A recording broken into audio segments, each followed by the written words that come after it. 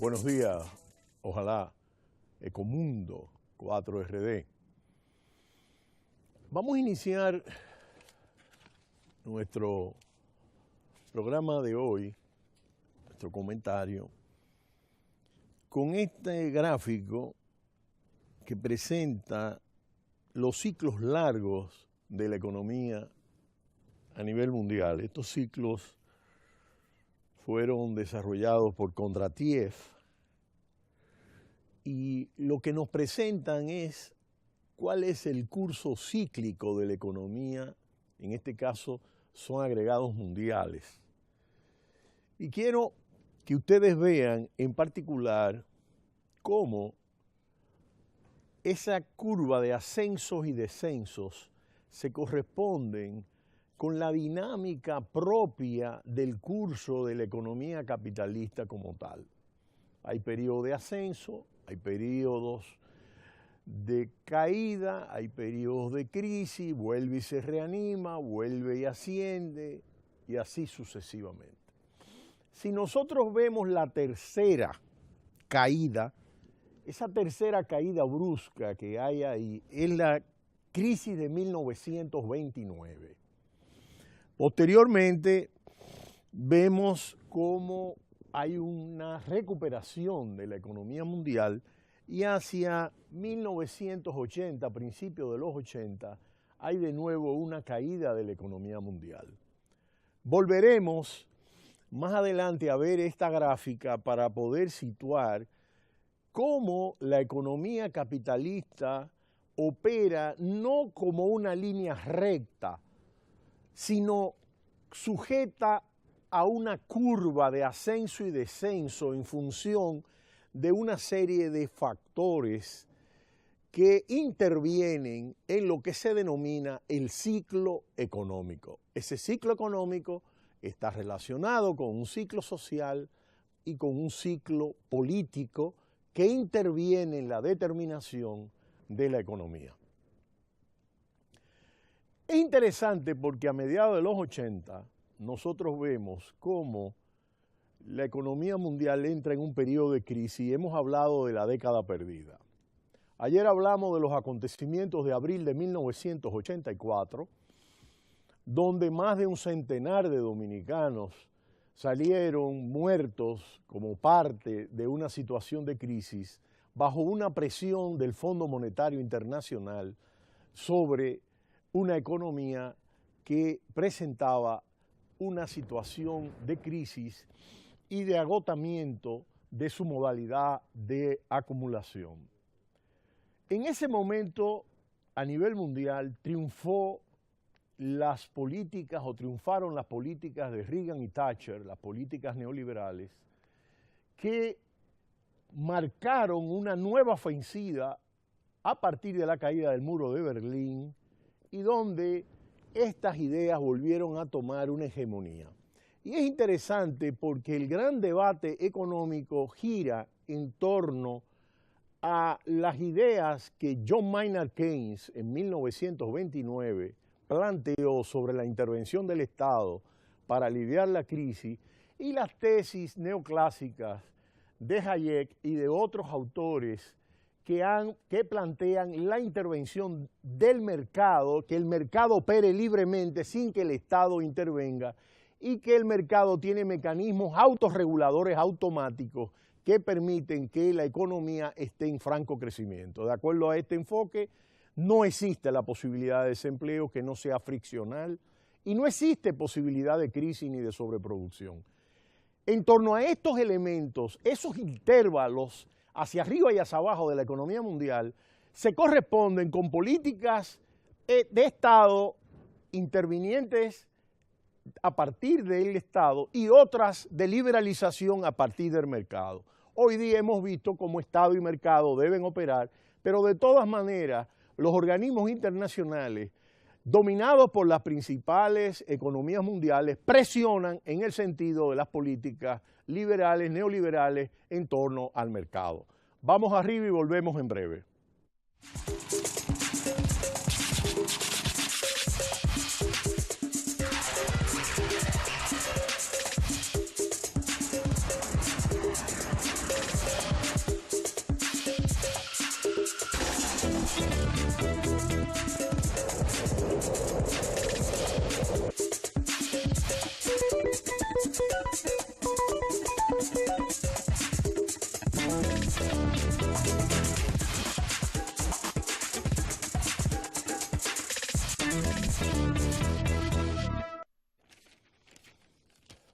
Resulta interesante,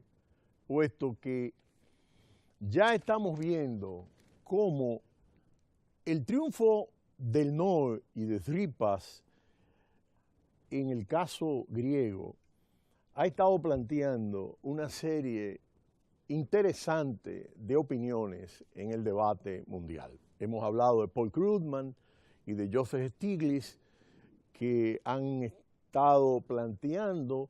a propósito de la crisis iniciada en el 2008, y ya veremos cómo hay una crisis cíclica de bajada a partir del 2008 que todavía a nivel del 2015 no presenta una salida, y las previsiones del Fondo Monetario Internacional es para el 2015 una ralentización, una desaceleración de la economía mundial en muchos sectores fundamentales, de manera que cuando nosotros analizamos en detalle vamos a ver que hay un cuestionamiento de, en este caso, no solo de esta política económica de parte de economistas muy prestigiosos a nivel mundial, sino que ya al interior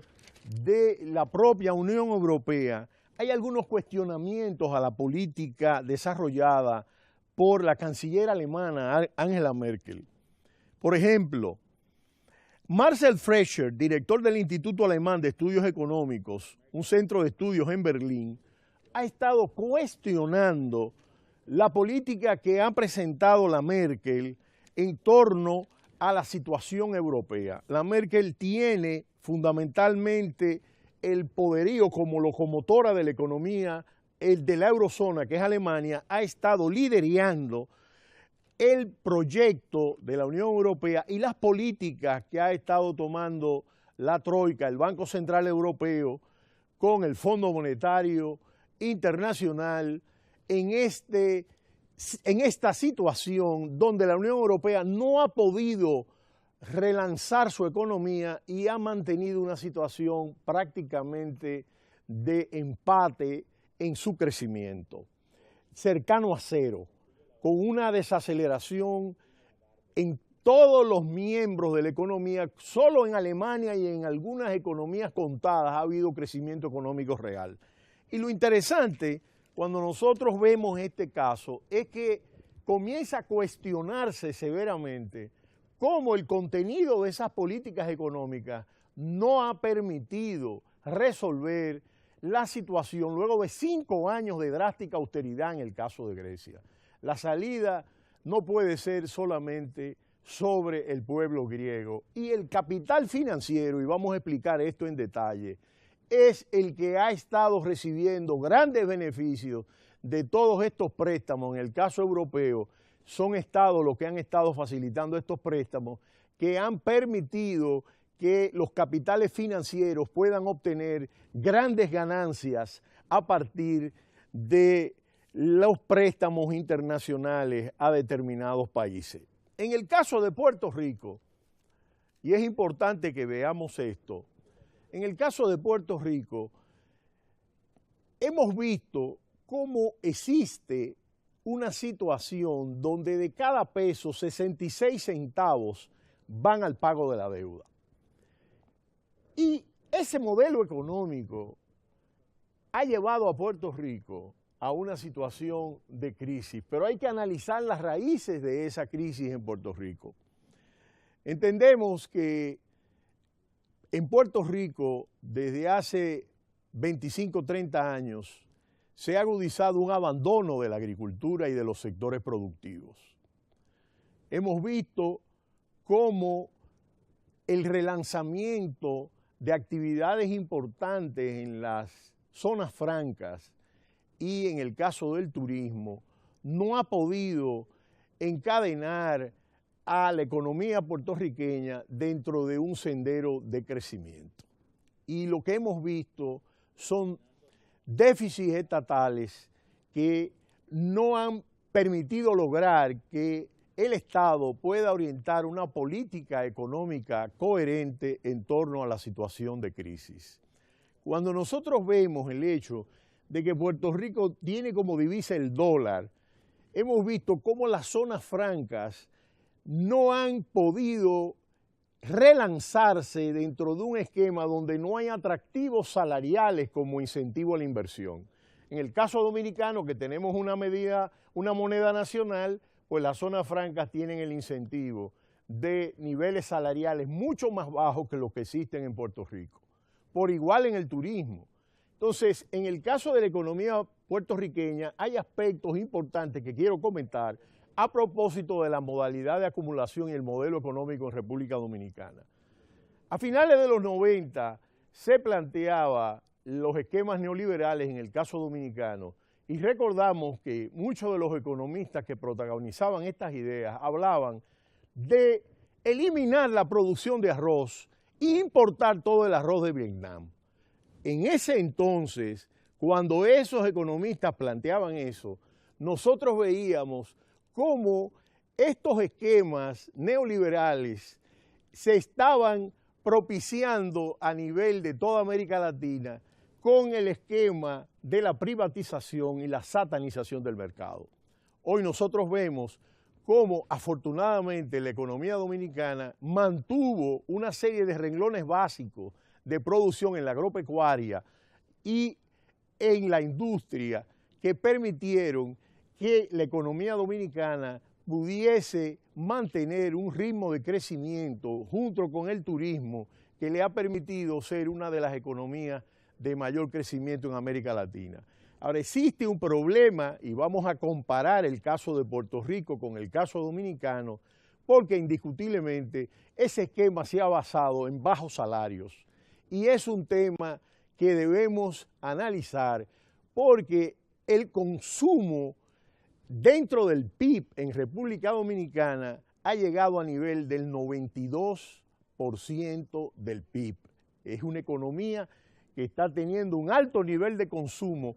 no está orientando un alto nivel de inversión